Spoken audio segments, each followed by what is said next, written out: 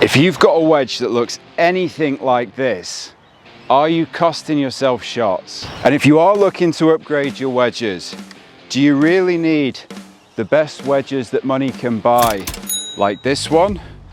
Or will something super cheap like this one that I got from eBay do just as good a job for you? So I've been testing all three for feel out here on the golf course, but I've also had them in the TrackMan device at Sydney Golf Tech to look at the numbers.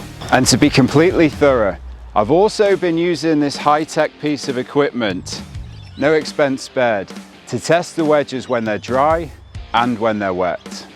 Spoiler alert, some of the results at the end of this video might shock you. In terms of the three wedges that I've been using to do this test, well, they're all 54 degrees and the shafts are as similar as I could manage. The new wedge, or the premium one if you want to call it that, is the Ping S159. I had this fully custom fit for me by Ping. It's the red dot. It's got the S grind and it came in at a tidy 370 Aussie dollars. The old wedge is, well, it's about 2.5, 3 years old. It's a Vokey designed spin milled SM4 and it's probably, to be fair, in good condition for its age. I think it would be something quite similar to what most of you would have in your bags. The cheap wedge, well, this is a PGM G1 that I picked up for $40 on eBay.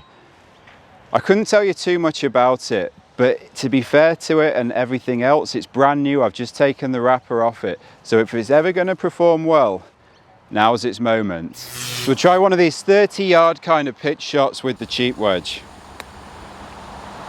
Then we go the old one and the new one. Well, in that instance, it's definitely the closest with the new one. Start with the new wedge from the sand.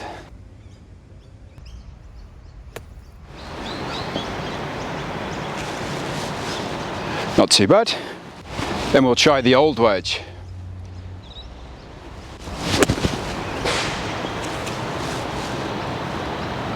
Decent shot. Had a sense it probably rolled out a fraction more, but again, not too bad. Finally, we'll go with the cheaper wedge, the PGM.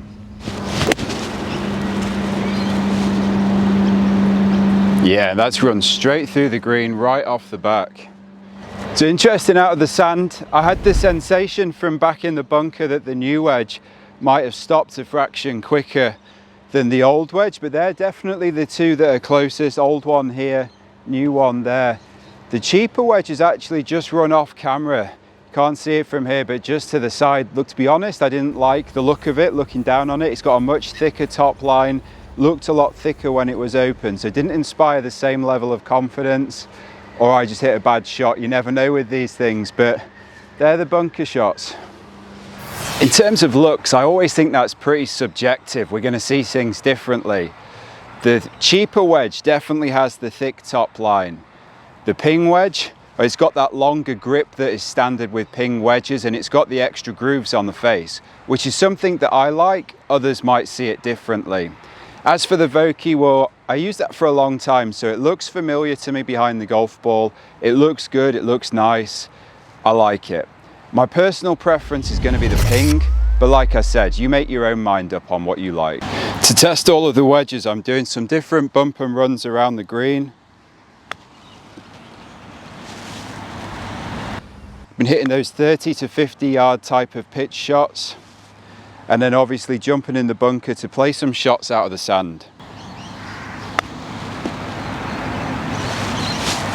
Then in terms of on the TrackMan device, the numbers that I think will be telling are the launch angle, the spin, the distance, factoring in the dispersion, the peak height might be interesting.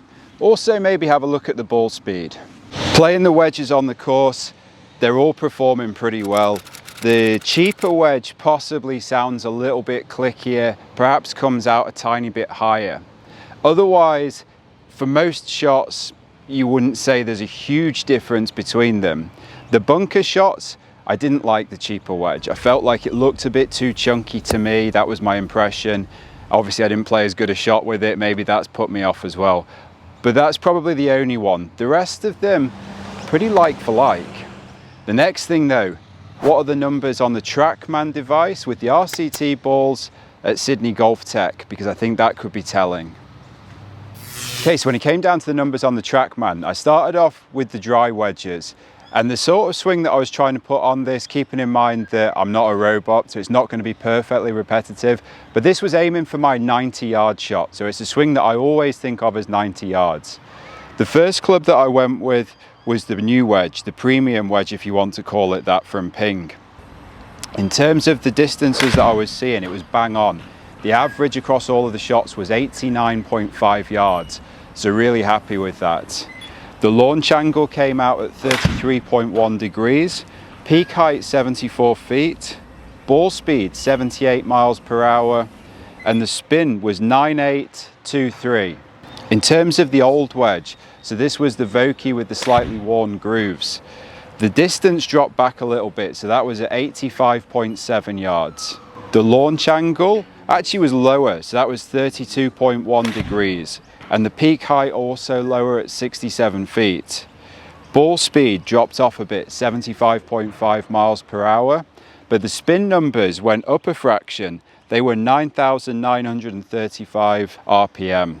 Moving on to the cheap wedge, and have in mind what you think the results might be here. The distance, 85.4 yards. The launch angle, 33.6 degrees.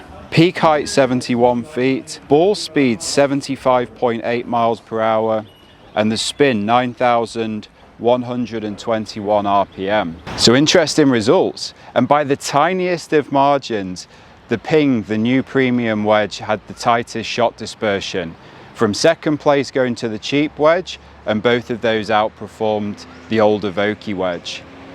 The Ping numbers were bang on for distance, so that's something that's important to me. Obviously when you're playing wedge shots, you want to have that controlled distance.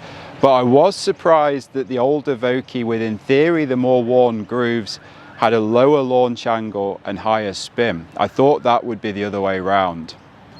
Straight away though, off the dry results and just testing them into the net though, is it possible to say that the premium wedge is giving you 6 times the value that the cheap wedge is? I'm not sure it is. Then I went through and wet all of the grooves though. I wet them between every shot and tried to keep them as much as I could about the same level of moisture on them. And this might be where you start to see some interesting numbers. Again, we're going to look at the premium, the new wedge first. The distance on the Ping wedge did drop off a tiny bit, but not much. Only went down to 88.6 yards as an average. Launch angle 31.6 degrees. Peak height was at 70 feet. Ball speed 77.6 miles per hour. And the spin rate actually went up a tiny bit. It went to 10,011 RPM, which was interesting to see. Moving on to the old wedge. The distance has dropped off more here. So we saw that go down to 82.8 yards. Launch angle went up quite a bit. That went up to 37.5 degrees. Peak height was at 71 feet. Ball speed dropped off to 71.2 miles per hour, and the spin numbers came down a lot. The spin on the old wedge when it was wet came out at 6,398 RPM. So quite a big drop there. Finally going to go to the cheap wedge. Again, we saw quite a big drop off in distance. That went down on average to 81.6 yards. The launch angle popped up a little bit more than when it was dry, went to 35.2 degrees. Peak height was at 66 feet. Ball speed down quite a bit. That went down to 71 miles per hour. And again, we saw the drop off in spin numbers. Not as much as the Vokey, but it did drop down to 7,483 RPM. So maybe this is where you're starting to see the bigger differences, because with the Ping wedge, the new premium wedge, the distance, it dropped less than a yard. The spin numbers actually went up a fraction.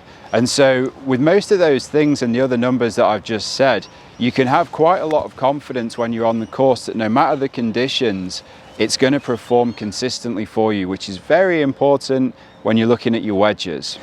With the old wedge and the cheap wedge, you're seeing a 3 to 4 yard drop off in distance, and you're seeing all of the other numbers start to move further apart. So that might be something that you want to factor in.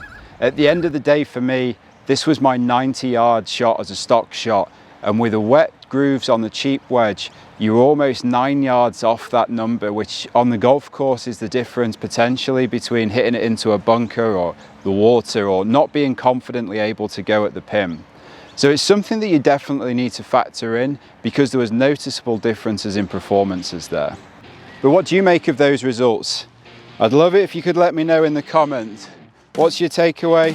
What are you thinking?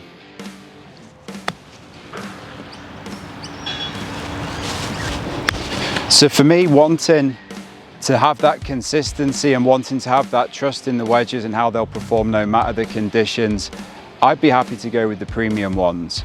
But is it enough to say that they perform 6 times better than the cheap ones? That's an interesting one to call. And also, if you've got wedges in your bag that are 2 to 3 years old, perhaps a cheap wedge is actually better than an old wedge in that situation. But do keep in mind, like I said at the start, the cheaper wedges, they're brand new, just took the cover off them, so this was their best chance ever to perform. It makes for some interesting reading though. Love to know your thoughts, and hopefully I'll see you in another video soon.